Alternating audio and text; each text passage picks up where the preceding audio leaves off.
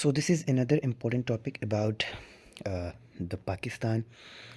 aid problem. uh, and ये topic इस चीज़ को डिस्कस करेगा कि जो डिफरेंट टाइप ऑफ एड्स और लोन का फ़्लो हो रहा है पाकिस्तान के अंदर, चाहे वो फिर आईएमएफ के लोन्स हो या चाहे फिर वो जो डिफरेंट दोस्त ममालिक हैं या फिर जो डोमिनेटिंग ममालिक हैं। तो जिस तरीके से वो पाकिस्तान को डिफरेंट टाइप ऑफ एड्स देते हैं, डिफरेंट टाइप्स ऑफ लोन्स देते हैं, और बाकी वो जिस तरीके से कहीं न कहीं से पाकिस्तान की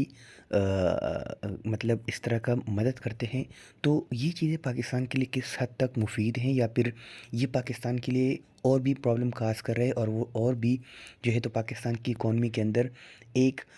एज़ अ नेगेटिव फैक्टर किरदार अदा कर रहे हैं। सो इसके ऊपर हम आज की इस लेक्चर के अंदर बात करेंगे। सो फर्स्ट, अगर मैं डिफरेंट टाइप्स ऑफ जो एड्स है उसको एक्सप्लेन करूं, सो हमारे पास डिफरेंट टाइप ऑफ एड है, जिसमें से फॉर एग्जांपल बायलैटरल एड है। बायलैटरल एड वही एड होते हैं जो from one country to another country, like Pakistan, like जो सऊदी अरेबिया है, चाइना है, यूएस हैं। ये डिफरेंट टाइप्स ऑफ एड्स देते हैं पाकिस्तान को for their development projects, for their like in Pakistan during the terrorism, US ने डिफरेंट टाइप ऑफ एड्स दिए for the infrastructure of Pakistan, for the to have create security against the terrorism. Similarly हमारे पास और different types की हमारे पास like floods आ जाते हैं, like earthquakes, और इस तरह के दूसरे डेवलपमेंट्स हो जाते हैं। तो इसमें भी बहुत सारे एड्स आते हैं डिफरेंट कंट्रीज़ की तरफ से, तो इसको कहते हैं बायलैटरल। फिर एक होते हैं मल्टीलेटरल, जो एड्स होते हैं वो channel through international bodies, like हमारे पास जो डिफरेंट लाइक डब्ल्यू है, वर्ल्ड हेल्थ ऑर्गेनाइजेशन। सो इसके ज़रिए जो different type of aids during the COVID era मिले, वो हमारे पास मल्टीलेटरल एड्स थे। फिर हमारे पास कुछ प्रोजेक्ट एड्स होते हैं जो डायरेक्ट फाइनेंसिंग और project for a donor country. For example हमारे पास जो डिफरेंट एनजीओज़ होते हैं या आईजीओज़ होते हैं, तो ये different type of project start करते हैं with in the country. Like Pakistan के अंदर जो इस वक्त एनर्जी के डिफरेंट प्रोजेक्ट चल रहे हैं जो डिफरेंट एनजीओज़ वगैरह चला रहे हैं। So these are like the project aids, उसके लिए जो डिफरेंट लाइक जापान की कुछ यहाँ पर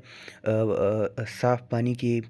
मंसूबे चल रहे हैं, तो उसके लिए वो एड्स प्रोवाइड कर रहे हैं। सिमिलरली हमारे पास चाइना के इस तरह के डिफरेंट एड्स बेस्ड प्रोजेक्ट्स चलते हैं। फिर उसके बाद हमारे पास कुछ टेक्निकल असिस्टेंस होते हैं, वो funding of experts of various types, मतलब हमारे पास डिफरेंट टाइप ऑफ लाइक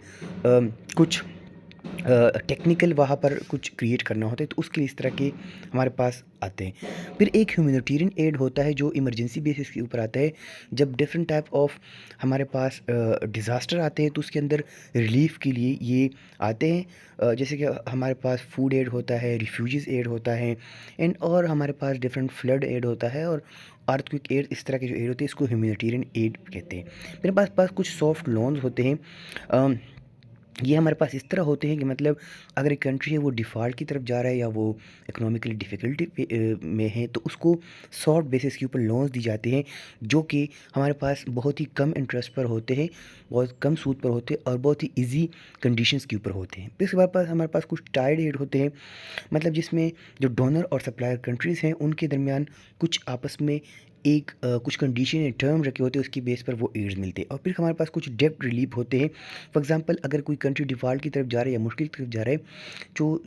जो डिफरेंट इंस्टीट्यूशंस है, लाइक आईएमएफ है, वर्ल्ड बैंक है, और इससे डिफरेंट कंट्रीज़ है, लाइक पाकिस्तान के ऊपर इस वक्त जो सऊदी अरेबिया का है, यूएई का है, और चाइना के जो डेब्ट हैं, तो वो उनकी रीशेड्यूलिंग करवाते हैं, मतलब उनको कैंसिल करवाते हैं, या उनकी जो है तो मतलब उसमें पाकिस्तान को ज़्यादा से ज़्यादा टाइम देते हैं, ताकि पाकिस्तान की जब तक इकॉनमी दोबारा से जो है तो रिवाइव नहीं होती है, तब तक उनको पाकिस्तान को इन डेब्ट के ऊपर जो है तो टाइम मिलता है, और उसके ऊपर मतलब उनको जो है तो एक किस्म की रिलैक्सेशन मिलती है। तो इस रिलैक्सेशन को कहते हैं डेब्ट relief.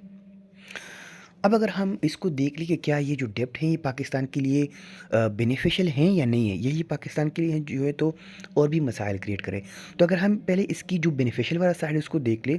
So they are helping Pakistan in different way, like they are helping to overcome the saving gaps. अब इस तरह होता है कि हमारे पास एक होते हैं हमारे जीडी एक्सपोर्ट होते हैं, एक हमारे पास होते हैं इंपोर्ट्स। अब अगर हमारे एक्सपोर्ट जो हैं तो वो तो ज़्यादा हैं हमारे इंपोर्ट से, then we are saving means हम जो हैं तो जो हैं तो कमा रहे हैं, बट अगर हमारे इम्पोर्ट ज़्यादा हो जाते हैं और हमारे एक्सपोर्ट्स कम हो जाते हैं, so it's mean we are in loss. So ये जो लॉस होता है, फॉर एग्ज़ाम्पल अगर मैं 10 रुपये का अगर मैं एक्सपोर्ट कर रहा हूँ, लेकिन 15 रुपये का मैं इम्पोर्ट्स कर रहा हूँ, तो 5 रुपये जो है तो वो मैं किस में जा रहा हूँ, मैं नुकसान में जा रहा हूँ। अब इसको पूरा करने के लिए फिर एड्स और लोन्स के ज़रिए इसको पूरा किया जाता है, ताकि जो हमारा नेशनल एक सेविंग होता है वो बैलेंस में रहे और मुल्क जो है तो वो डिफ़ॉल्ट की तरफ ना जाए। फिर दूसरा ये होता है कि इन एड्स की वजह से जो हमारे पास डिफरेंट इंफ्रास्ट्रक्चर प्रोजेक्ट्स होते हैं, जो हमारे पास डिफरेंट इंडस्ट्रियल प्रोजेक्ट्स होते हैं, जो हमारे पास डिफरेंट प्रोडक्टिविटी प्रोजेक्ट होते हैं, तो इससे उनको भी इन्हेंस किया जाता है ताकि उसको इन्हेंस करने या उसमें इससे हेल्प मिल जाए। फिर हमारे पास ये भी होता है कि जो हमारे पास लॉन्ग टर्म एड आते हैं, जो हेल्थ की प्रोजेक्ट के लिए आते हैं, एजुकेशन की प्रोजेक्ट के लिए आते हैं, या ह्यूमन कैपिटल के लिए आते हैं, या दूसरी चीज़ों के लिए आते हैं, तो अगर ये एड लॉन्ग टर्म के ऊपर हो, मतलब ये इस तरह के हो कि जो इंस्टीट्यूशन है उसको डेवलप करे, मतलब फॉर एग्जांपल अगर एजुकेशन के लिए एड्स हैं, लेकिन वो सिर्फ शॉर्ट टर्म पर ना हो, मतलब कि अगर आपकी जस्ट कोई स्कॉलरशिप मिल रहा है और आपको मतलब वो कुछ ईयर्स मिले और नहीं, अगर ये आपको यूएस, अगर फॉर एग्जांपल पाकिस्तान की एजुकेशन को एक लॉन्ग टर्म, मतलब फॉर एग्जांपल वो यहाँ पर यूनिवर्सिटीज़ डेवलप करते हैं और उस यूनिवर्सिटी की कंप्लीटली डेवलपमेंट अगर वो इसको एड्स देते हैं, so this is beneficial aid, because वो यूनिवर्सिटी जब खुद डेवलप होती है, जब वो खुद अपने पाँव पर खड़े होते हैं, अगर वो तब तक इसको एड से करे, तो वो एक दिन आ जाती है जब यूनिवर्सिटी एक इंस्टीट्यूशन बन जाती है, फिर तब उसको एड की ज़रूरत नहीं होती। लेकिन स्कॉलरशिप के फॉर्म में जो एड्स होते हैं,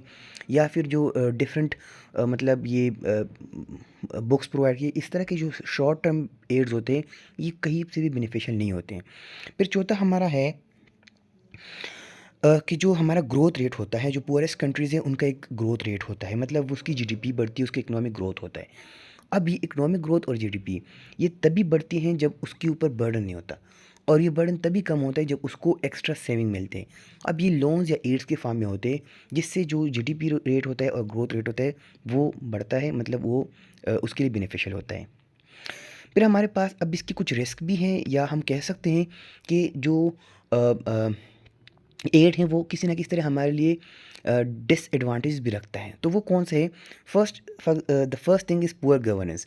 जिस तरह एड हमारे पास जो एड आता है, जो हमारे पास लोन्स आते हैं, तो उससे क्या होता है? उससे होता ये है कि जो गवर्नमेंट होता है उसको फ्री में एक तरीके से सर्वाइवल मिल रही होती है, मतलब जो उनकी खुद की एक प्रोडक्टिविटी होती है, जो उसका खुद का एक एक्सपोर्ट इम्पोर्ट सिस्टम होता है, जो उसका खुद का एक गेन होता है, वो इतना स्ट्रॉन्ग नहीं होता, और इस वजह से ये हमारे लिए बेनिफिशियल नहीं होता, बल्कि उल्टा हमारे लिए नुकसान प्रोड्यूस करता है, क्योंकि वजह से करप्शन बढ़ती है, एक वजह से जो है तो फाइनेंशियल जो स्ट्रेंथ होती है वो वीक होती है, और मतलब हम लॉस में चले जाते हैं। दूसरा ये कि जितनी भी हमारे पास ये जो पुअरेस्ट कंट्री है, या जितनी भी हमारे पास ये जो डेवलपिंग या अंडर डेवलप्ड कंट्रीज़ हैं, all these have a very weak type of transparency system, mean वहाँ पर कोई शफाफियत है ही नहीं। अब जब शफाफियत वहाँ पर मौजूद नहीं है, तो जो डिफरेंट टाइप ऑफ एड्स आते हैं, ये जो हैं तो वहाँ पर एनजीओज़ लगाते हैं, या आईजीओज़ लगाते हैं, या फिर गवर्नमेंट लगाते हैं। इसमें शफाफियत ना होने की वजह से वो एड इतना लगता नहीं है, जितना वो एड जो है तो ज़ाया हो जाता है। फिर इसकी वजह से एक डिपेंडेंसी कल्चर प्रोड्यूस होता है, मतलब जब एक नेशन वो एड के ऊपर सर्वाइव करना स्टार्ट कर देता है, तो फिर उनके लिए खुद डेवलपमेंट, जो उसकी सेल्फ डेवलपमेंट होती है, जो उसका सेल्फ इस्टीम होता है, वो फिर दोबारा से हासिल करना मुश्किल हो जाता है, and that's why they go into dependency. And then we have aid का जो हमारे पास एक और जो है, तो ये अ, मतलब कहीं न कहीं जो मार्केट फ़ोर्स होता है, जो मार्केट के अंदर एक कॉम्पिटिशन होता है, जो मार्केट की एफिशिएंसी होती है, उसको भी कम करता है। क्योंकि जब आपके पास एड आता है, तो आप मार्केट के ऊपर फोकस नहीं करते। आप मार्केट से गेन हासिल नहीं करते, आप मार्केट की प्रोडक्टिविटी को एनहांस नहीं करते, और इस तरह की मार्केट जो है तो वो उसकी जो कैपेसिटी होती है वो वीक हो जाती है, और वो कहीं न कहीं जाकर फिर आपकी कोलैप्स भी हो जाता है। अब ये कुछ फ़िलोसफ़र्स हैं जिसकी एक इम्पोर्टेंट एड के ऊपर अपनी डॉक्यूमेंट्रीज़ हैं, जिसमें सबसे पहले पॉल कोलियर हैं, जो एड को बेनिफिशियल कहता है, और वो कहता है कि एड के ज़रिए, लाइक जो ब्रिटिश ने जिस तरह की अफ्रीकन कंट्रीज़ को एड्स दिए, और उस एड्स के ज़रिए अफ्रीकन कंट्रीज़ ने ख़ुद को डेवलप किया, अपनी फाइनेंशियल ग्रोथ को, इकोनॉमिक ग्रोथ को, अपनी जीडीपी को, और जिस तरीके से उन्होंने मतलब जो है तो इस पूरे दौर के अंदर, जिस तरह African countries, most of the African countries from the very basis they rise to the developed या डेवलपिंग कंट्रीज़। सो ये अंडर डेवलप्ड कंट्रीज़ थे, अब ये डेवलपिंग की तरफ आ रहे हैं, because they are having the industries, and they have having the strong projects. So this is because of just of the aids of different country like from the US and UK. उसके बाद हमारे पास Derek हैज़र and ओलियर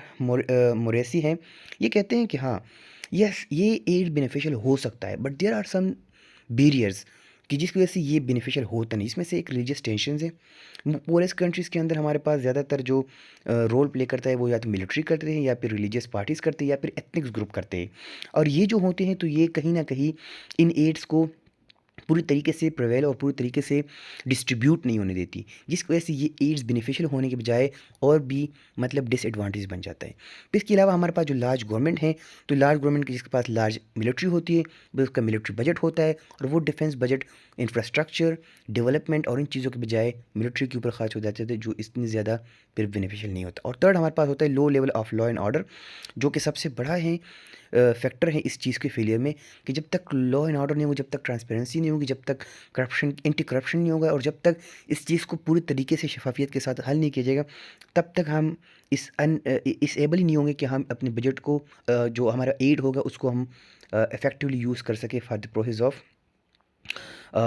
of development and for the process of infrastructure. दिन we have also डेमेसिया मावे, जो कहते हैं कि डिड एड, मतलब जो एड होता है वो कहीं ना कहीं सोसाइटी को डिपेंडेंसी की तरफ ले जाते हैं, करप्शन की तरफ ले जाते हैं, और कहीं ना कहीं वो एक क्लास या एक ऐसा कल्चर राइज हो जाता है कि जो इस एड के ऊपर मुकम्मल बेस हो जाता है। और ये एड फिर बाद में जाकर जब आपकी एड के ऊपर होंगे तो आप अपनी इंडस्ट्रीज़ नहीं बनाएंगे, आप अपनी एग्रीकल्चर प्रोडक्टिविटी को नहीं बढ़ाएंगे, और जब आप इन चीज़ों को नहीं बढ़ाएंगे, so there will be a day when you will be dependent completely on this and you will die because of no competition.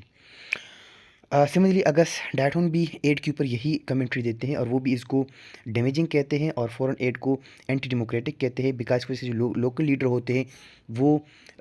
इस एड के ऊपर सिर्फ सर्वाइवल होते हैं, बाकी वो गवर्नमेंट कोई स्ट्रॉन्ग किस्म की पॉलिसीज़ नहीं लाते हैं। अब हम किस तरीके से जो है तो इस एड को ख़त्म कर सकते हैं, या जो एड का साइकिल इसको ब्रेक कर सकते हैं, तो एक सॉवरेन वेल्थ फंड के ज़रिए, दूसरा माइक्रो फाइनेंस के ज़रिए, मोर इक्विटेबल ट्रेड फ्लोज के जरिए, रेमिटेंसेस फ्राम डिस्पोर्सा के जरिए, फार्मूलाइज डोमेस्टिक सेविंग के जरिए। ये डिफरेंट टाइप ऑफ टेक्निक्स है जिसको यूज़ करते हुए हम मतलब अगर ज़्यादा से ज़्यादा डोमेस्टिक सेविंग लाएंगे, हम डोमेस्टिक इंडस्ट्रीज़ लाएंगे, हम अगर ज़्यादा से माइक्रो फाइनेंस की डिफरेंट और मैक्रो फाइनेंस की डिफरेंट प्लानिंग्स लाएंगे और डिफरेंट पॉलिसीज लाएंगे, so it will be very easy for us to having solve all these 8 problem. Thank you so much.